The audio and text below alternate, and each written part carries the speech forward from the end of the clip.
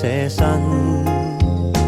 這禮物化作活存的心靈，幸福是接受和活出這禮物的真諦，教我學習愛到痛時就如遇見主。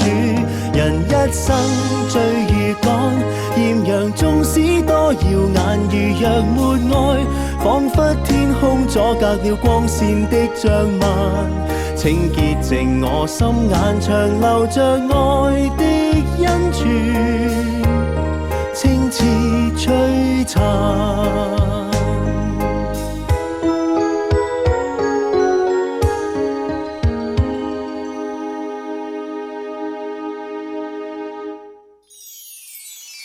陳美琪，香港著名藝人，唔單止形象健康，而且學歷高，懂得5國語言，係一個工商管理學碩士。佢曾經演出電視劇、電影同參演舞台劇，亦曾經為電視劇插曲填詞、出書同出專輯。一直數十年堅持做義工嘅佢，仲被人稱為天使的母親。佢將佢出版書所獲得嘅所有收益，都撥捐俾奧比斯作救盲經費。陳美琪9歲嘅時候，被學校嘅修女感動，領洗成為天主教徒。修女們嘅表揚對佢影響深遠。而喺2007年喺上海嘅一個遭遇，為佢同家人開展人生嘅另一頁。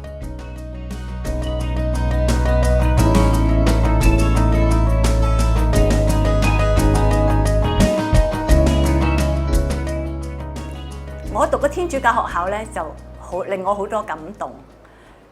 其實我覺得感動人嘅地方唔係人哋講乜嘢，其實係人哋做乜嘢啦。咁大家都知嘅啦 ，as usual， 天主教學校咧就唔 hard sell 嘅，冇人叫你話讀道理班，冇人叫你領洗嘅，你自己感覺咯。咁我嗰陣時就喺澳門一間天主教學校讀書。咁嗰間天主教學校咧有好多孤兒嘅，戰亂之後咧，天主教嘅教會喺澳門發生咗好大嘅作用嘅。例如佢哋收養好多孤兒啦，例如佢哋救濟好多窮人啦，教好多貧窮嘅子弟讀書啦。咁細個我哋好細個嗰陣時，我仲未出世，但係到我接觸到天主教嘅時候咧，我睇到一啲好少嘅動作，我個人從來唔睇大嘅 picture 嘅，因為我覺得一啲好偉大嘅動作咧，就係人都識做。咁我係好細心，我係睇小處嘅。我記得我哋嘅寄宿學校咧係有大部分係孤兒嚟嘅。咁有時咧係有人會認領孤兒嘅。咁你會見到啲小朋友咧嘅心情好激動，亦都有一啲出咗去之後佢唔習慣，要求翻嚟。亦都有啲真係成日都係孤兒，冇人嚟領過佢哋。咁佢哋長大咗，佢哋會喺翻呢個修會學校嗰度繼續服務啦。咁我點解話佢哋好感動我咧？因為我記得嗰啲孤兒嗰啲衣服咧，好多時就有個修女。我哋嗰陣時有好多修女來自五湖四海嘅。咁我哋好細個，唔識佢哋，哇！啲英文名又長喎。羅馬嚟嗰個咪叫佢做羅馬咯。日本嚟一個咪叫佢做阿日本咯，上海嚟一個咪叫佢做阿上海咯。咁我就記得嗰陣時阿羅馬咧，佢成日喺我隔離個位嗰度咧就車衣個喎，幫啲孤兒咧補下衫啊，做下衣服啊咁。點知有一日咧，我見到阿羅馬咧，佢戴眼鏡嘅。阿羅馬咧一路流眼淚喎，嗰啲眼淚咧咁一行一行喺個眼鏡後邊度流落嚟。點解咁嘅？我好細個，唔敢問噶嘛，係咪？咁我咧就去八八卦卦旁敲側擊啊，問下上海咯喎。咁啊上海就話：哦，佢媽媽病咗啊咁。過咗2日唔見咗羅馬喎，隔離個車衣位空咗喎，又去問上海羅馬去邊啊咁。上海就話：哦，主教叫咗佢翻去羅馬睇佢媽媽。哦，咁都好咁。過咗3-4個禮拜，阿羅馬又翻嚟咯喎，又坐喺個車衣位嗰度喎。但係咧，佢做下嘢都會流眼淚㗎，啲眼淚喺個眼鏡後邊咁滴落嚟。咁我又問上海，佢翻咗嚟啊，佢喊噃。咁上海就話係啊，因為羅馬個媽媽咧已經去咗天堂啦。咁我嗰陣時就諗，媽媽好親㗎喎，佢點解會離開媽媽嚟幫我哋補衫嘅？我哋唔識佢嘅噃，佢連啲廣東話都唔正嘅喎，俾我哋激到佢跳下跳下，佢都唔知點講好啊！咁佢做咩嚟服侍我哋啫？唉，真係唔明。咁樣咧，嗰陣時天主教咧就好多救濟品嘅。我啊記得我哋嗰陣時學校咧食早餐啊、食下午茶嗰啲麵包咧，係嗰啲麵包鋪裏邊啲隔夜麵包嚟嘅喎。因為咧人哋賣剩嗰啲麵包會送嚟俾我哋嘅。咁隔夜麵包當然比較冇彈性啦，係嘛？咁啊，但係我哋咧就有牛油嘅喎，因為有啲救濟牛油啊嘛。咁大罐嗰啲牛油咧，咁樣咧，因為太大罐啦，我哋唔識點樣搽嘅。咁啊，阿上海咧係負責幫我哋開啲牛油罐，幫我哋搽麵包。有一次咧，阿上海咧一開個牛油罐咧，嗰一塊鐵片咧割到佢個手流血喎。哇！佢好快，即係叫人哋攞紗布一紮住佢，繼續幫我哋搽牛油喎。點解咧？因為我哋小息時間只係得15分鐘。如果我哋嗰15分鐘唔爭取食到呢個牛油麵包咧，我哋就要捱肚餓。咁我又諗阿上海啊，你廣東話又係唔正，我哋又唔知你講乜，你又好難。但係我哋駁嘴嘅時候同我哋過招，你做乜咁好嘅？而且你割到隻手，快啲去自己休息下啦。佢仲係繼續服務我哋。咁我就覺得，當中一定係有啲嘢嘅。點解佢哋要離鄉別井嚟服侍一啲唔識嘅人咧？咁後尾我就知道佢哋，原來佢哋愛耶穌。原來因為耶穌愛佢哋用翻相同嘅愛嚟對我哋。咁我就開始諗下，耶穌係邊個咧？點解佢嘅影響力咁大咧？咁我就開始對呢個信仰有興趣。咁我就我要研究下。咁就開始睇聖經故事、新約故事。咁啊〜細個淨係識睇新約㗎啦，咁後尾到9歲嘅時候，我就話：我真係想領洗。仲有一個原因嘅，貪靚。因為嗰陣時啲修女咧就一定要戴白色嘅頭巾嘅，修女咧嘉諾撒修女嚟嘅，一定要着白色嘅袍，哇幾飄逸啊！我都好想有一日我都係着晒白色嘅袍，戴白色嘅頭巾，甚至喺度車衣都唔緊要㗎。呢個咧就係我少少嘅信仰歷程。點解咁細個嘅時候已經有粒種子喺我嘅心裏邊？所以我覺得神父修女對我嘅影響真係好大嘅。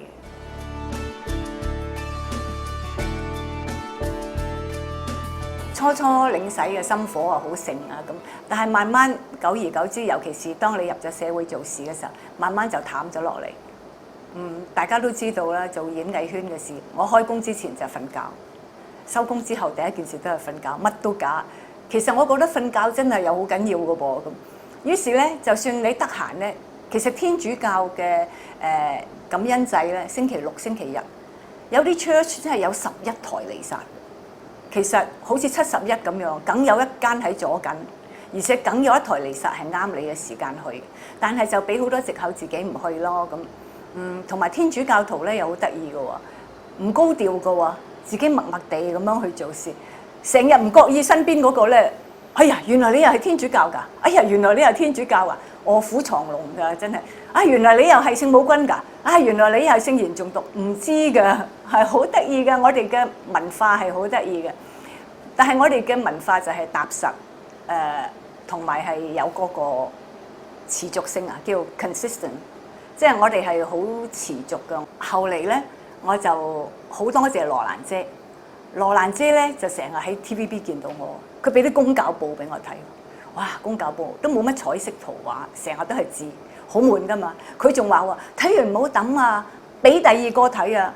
我俾邊個咧？我能夠俾邊個咧？我就唔係好知啦咁。但係我都好多謝佢，咁我就睇啦。咁啊嗰陣時陳志明副主教咧就有一台彌撒咧係為啲藝人一齊聚集埋，每一個月會有一次，咁啊好好，我真係好多謝羅蘭姐。咁我亦都好多謝陳志明副主教。我話我好耐冇嚟聖堂啊，我仲嚟唔嚟得聖堂啊？陳副主教就話：聖堂個門係大開嘅，邊一個人有權話你唔嚟得聖堂啊？我哋歡迎任何人嚟啊！咁啊好啦，咁啊去啦。咁啊初初去聖堂，你知啦，你做演藝圈當然唔多唔少，又會好多新聞啊，又會做下封面啊。初初去咧，你就會死啦，唔好望我，你哋唔好望我。整下整下又唔係喎，又唔係咁多八卦人嘅喎，就整下整下有個人同你笑啊，你又笑翻。下一個禮拜去，多兩個人同你笑啊，咁你又笑翻。原來佢哋係同我笑下啫，佢哋唔會過嚟八我啲嘢嘅。好好嘅。我就好怕人同人之間嘅距離太近啊！哇，你走埋嚟翹我手啊咩？我話做咩事啊？我就會咁噶啦。個個人嘅性格唔同咯，即係我係比較慢熱嘅。咁我覺得我喺天主教堂裏邊，我好 feel comfortable。咁整整下咧，我就去多啲，去多啲，去多啲。咁啊，而家係當然係固定嘅啦，主日感恩祭一定去啦，而且係好熱鬧添。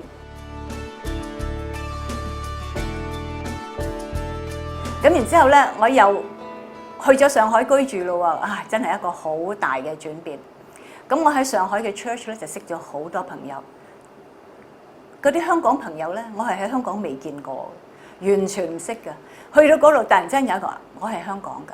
哦，邊個 church 㗎？聖 Margaret。哦，我係香港㗎。啊，我係大堂㗎。啊，我係香港㗎。我係海星堂㗎。咁，我係識咗好多。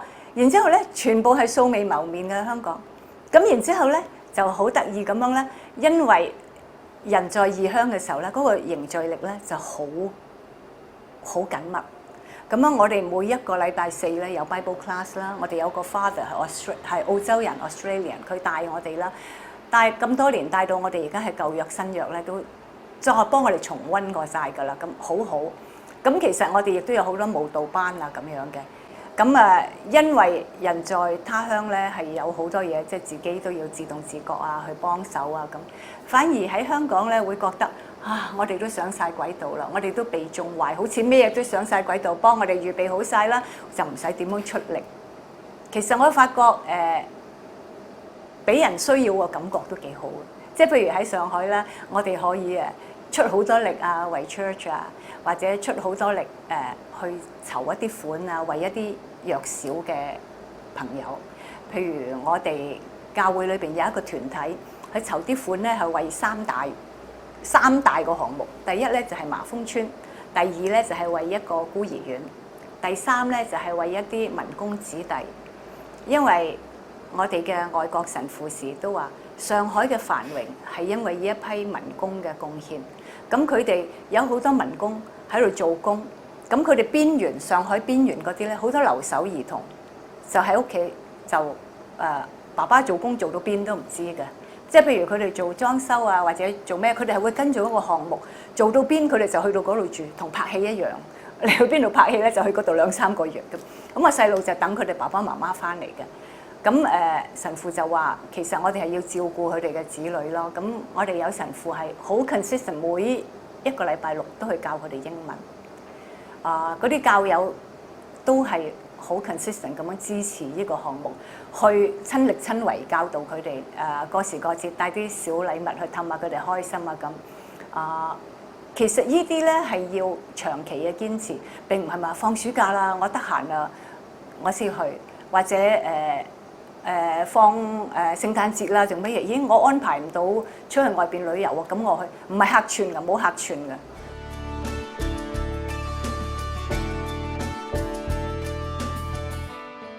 山西有一個地方咧，好細嘅，叫做新降。咁佢喺新降呢個地方有個孤兒院咧，係天主教孤兒院。佢院裏邊所有嘅兒童咧都係有 birth defect 嘅。咁又好奇怪喎，啲公安咧，即係啲警察咧，一執到呢啲有天生殘障嘅小朋友，一定係送俾一間孤兒院嘅喎。因為過去10年咧，佢哋都好了解，就係呢間孤兒院同上海嘅天主教教堂咧係有聯繫嘅。佢哋嗰啲細路一定會揾到醫治，會揾到支援。咁就送去，咁當時我都有即係去醫院探望啊，幫助下佢哋啊，籌款啊咁。咁但係有一個5月07年嘅5月，咁我好記得 Victoria 個主教，即係你哋呢邊個主教啦 ，Bishop Remy， 佢就去上海探訪。咁其實我就唔係負責接待佢嘅。咁有個教友同我講：喂，你今日幫我照顧下主教啦。你帶佢去東方明珠，你帶佢去外灘。咁我話：咁你咧，你做乜嘢啊？明明係你做㗎。佢話唔得啊，有個 BB 嚟啊，好緊急啊，尋日執㗎，今日要即刻過嚟做手術啊。如果唔係咧，唔得㗎。咁啊話，咁我話哦好啊咁。但係我同主教唔熟㗎，講乜嘢咧？咁好啦，咁同嗰主教去。咁但係個心成日都諗住，咦佢去接機點咧？嗰個 BB 點咧？咁樣咧，主教亦都好關心呢件事喎，時時都問住接咗未啊？4點幾接㗎咁。哦。咁然之後咧，好啦，大家玩完晒，翻咗屋企。突突然之間呢個教友朋友打俾我，喂，你有冇錢啊？咁話喎，我話錢梗有啦，睇多少嘅啫，係嘛？5000蚊有冇啊？5000蚊有啊，咁快啲拎嚟浦東兒童醫院啊咁。我話好，咩事啊？佢話因為咧我擺低咗5000蚊，但係咧醫院方面話咧唔夠呢個 BB 做手術㗎，咁啊驚做下手術咧debit 一路 debit 咧，咁就要停㗎啦咁。我話哦好，咁我即刻搭的士去浦東喎，我住喺浦西。咁另外咧佢又 call 咗另外2個教友咁啊，大家就拎住錢就去啦咁。拎住錢去嘅時候咧，咁啊大家喺收銀處嗰度咧就交收啦。咁我哋已經打緊發票出嚟㗎啦咁。突然之間個教友問我：你要唔要上去睇下？點㗎？執㗎喎。咁佢話係啊，佢有個瘤喺背脊㗎。我唔睇啊，我有潔癖㗎嘛，你哋知㗎咁，係咯咁。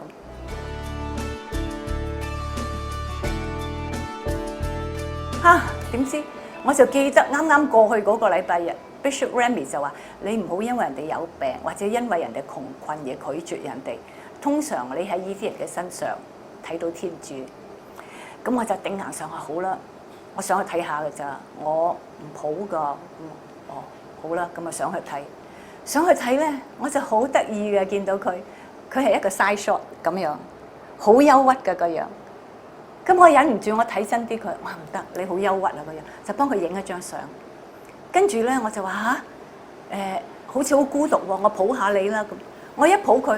佢喊喎，修女有個修女陪佢嚟，修女就話：你唔好咁樣抱佢，因為佢個波咧喺後邊會揩到會痛嘅。你要等佢打側瞓，好啦，我打側瞓。咁佢真係唔喊咯喎，咁我仲影咗佢一張後邊個傷口嘅相添。咁啊好啦，然之後咧個醫生話唔得，7點一定要做手術啦，趕唔切啦咁。7點就做手術，咁我已經翻咗屋企，10點鐘唔放心，都係翻去睇啦咁，就睇佢啦。咁啊修女喺度陪嘢啦。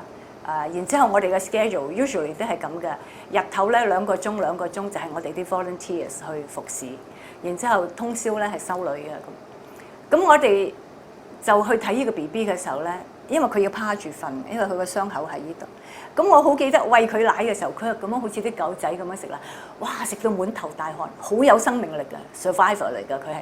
咁我嗰陣時就好想領養佢，但係我時都同自己講唔好衝動，唔好衝動。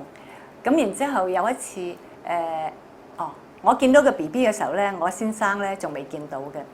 咁大概5日定1個禮拜咧，我都唔記得啦。佢喺香港飛翻嚟，咁我喺浦東接機，我就話唔好接住，唔好翻屋企住。我話去醫院睇個 BB，佢一睇就好中意。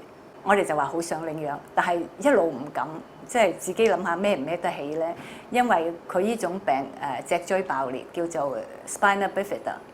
其實佢嘅後果咧就係大小便失禁，同埋會坐輪椅，同埋會有腦積水。咁我哋亦都諗，我哋孭唔孭得起咧？萬一佢將來真係咁嘅時候，到佢18歲，我哋都仲係幫佢推輪椅。喂，佢18歲，我哋都唔後生噶咯喎，係嘛？咁點算好咧？萬一我哋有咩事，邊個照顧佢？邊個去接棒咧？即係好多嘢好憂慮。咁但係佢半年康復咗啦，咁。因為戶口啊同埋各種情況咧，佢要翻去孤兒院。咁而嗰陣時，我哋就真係下定決心，我哋要領養。咁但係要辦手續噶嘛，咁所以咧佢就要翻去山西孤兒院先。咁啱啱嗰陣時咧，我哋屋企又發生好多事，譬如我老爺生病啦，好病重啦，咁我哋喺上海、香港飛嚟飛去，然之後我老爺過身啦，咁啊要個喪禮要喺美國啦，咁好多嘢好多嘢。咁但係修女打電話嚟，你哋快啲嚟湊佢啦，因為咧佢開始認人啦咁。啱啱咧佢4月份咧就要過嚟上海做覆診，咁我就同修女提議，我話不如咁啦，你哋過嚟覆診咧 ，BB 喺我度啦，我做 foster home，至於個手續辦唔辦得成都唔緊要啦，我覺得應該將 BB 嘅 priority 擺最前。咁我先生亦都係咁話，既然佢開始認人，一定要有1對1嘅溝通嘅互動。如果就咁擺喺孤兒院，大家都忙到不得了，冇人同佢1對1，佢就係食得好、瞓得好、着得好，就係咁多啦咁。至於話佢將來佢呢個病對佢影響嘅程度點咧，我哋都係等天主作主啦咁。而且我哋唔知辦唔辦得到手續㗎喎。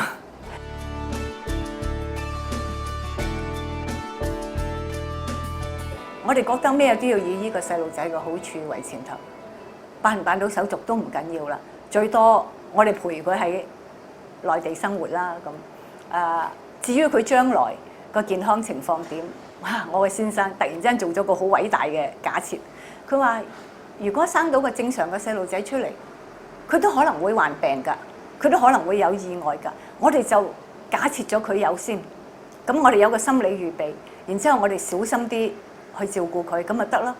咁我哋就話得啦，既然我哋大家都有呢個決心，咁我哋就開始辦手續。咁我哋就開始辦呢個漫長嘅手續，辦咗2年。咁當中我哋當然係好小心睇住佢大便啊、小便啊、沖涼啊，同埋個頭唔好碰到啊，因為佢有腦積水咧，個腦壓特別高啊。咁同埋後邊個傷口又唔好揼到啊咁樣啦。然之後左腳有少少歪，但係而家越嚟越好咁。啲醫生都話，連佢嘅主診醫生都話佢係一個 miracle baby。成個領養過程裏邊係好多障礙，但係每一次一有障礙嘅時候，我就好憤怒。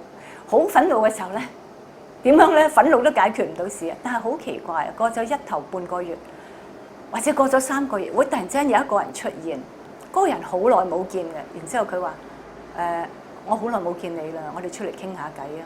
係喎，出嚟傾下偈，梗係發牢騷啦！我哋啲憤怒中年係咪？哇！好憤怒啊，好憤怒啊！哎呀！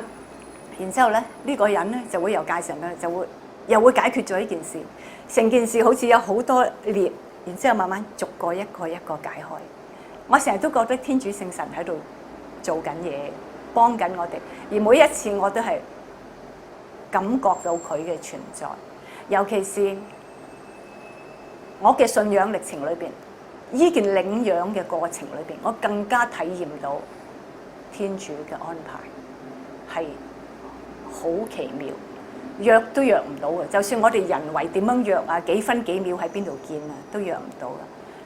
我哋 BB 係喺個垃圾堆，好彩佢喊得大聲，好快垃圾車就會嚟，根本可能就鏟咗佢嘅。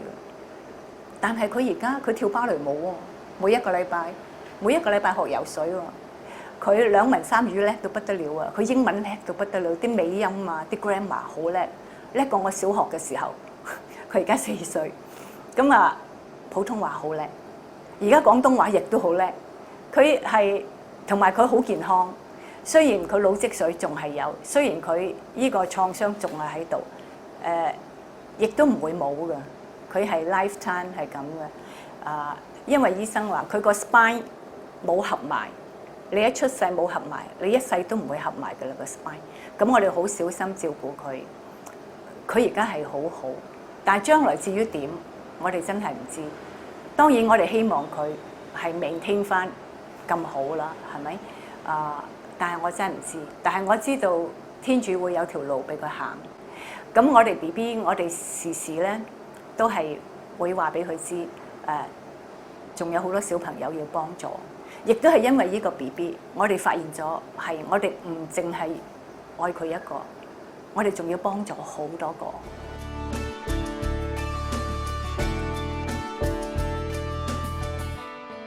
咁而家 BB 咧，佢舊年生日開始咧，我哋佢嘅生日咧，我哋係叫人哋唔好送禮物啊，你不如送錢啦。如果你要送嘢俾佢，咁咧，我哋舊年咧喺上海同佢做咗個生日，我哋將籌咗嘅款項咧，就會送翻去幫佢醫治嘅上海浦東兒童醫院。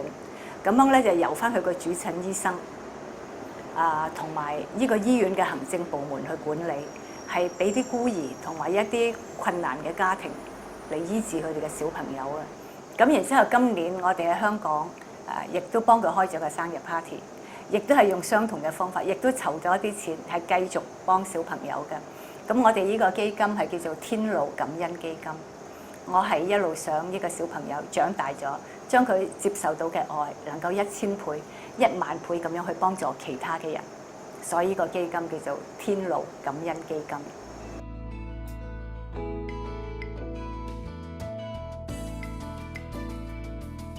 有好多人都話你覺唔覺得你 BB 好凄涼？唔凄涼，天主睇住佢，愛冇恐懼，唔怕，你俾得我相信我會孭得起。陳美琪喺佢嘅微博中曾經咁樣講：小孩的世界跟我們的完全不一樣，媽媽的世界也是我以前覺得匪夷所思的。天路的出現讓我敞開了另一片天空。陳美琪毅然收養咗一個有先天性缺陷嘅孤兒，體現咗天主對人無條件嘅愛。聖方濟各沙雷士曾經咁樣講：衡量愛的方法就是付出無法衡量的愛。我哋有勇氣以耶穌基督愛我哋嘅方法去愛我哋身邊嘅弟兄姊妹嗎？